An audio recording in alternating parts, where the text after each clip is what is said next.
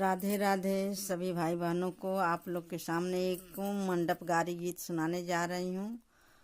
आप लोग सुनिएगा फुल वॉच करके और कमेंट बॉक्स में बताइएगा गीत कैसा लगा। काहे बैठा मड़ुआ मन मारी बतावा दुल्हे का चाही। काहे बैठा मड़ुआ मन मारी बतावा दुल्हे का चाही। इतना सुंदर ससुर पवला, इतना सुंदर ससुर पवला। कौशल्या सास महतारी बतावा दुल्हे का चाही। कौशल्या सास महतारी बतावा दुल्हे का चाही। काहे बैठा मड़ुआ मन मारी बतावा दुल्हे का चाही।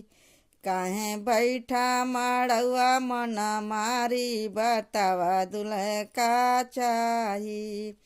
इतना सुंदर सरवा पवला, इतना सुंदर सरवा पौला। सीता सहज भौजाई बतावा दुल्हे का चाही। अरे सीता सहज भौजाई बतावा दुल्हे का चाही। काहे बैठा मड़ुआ मन मारी बतावा दुल्हे का चाही।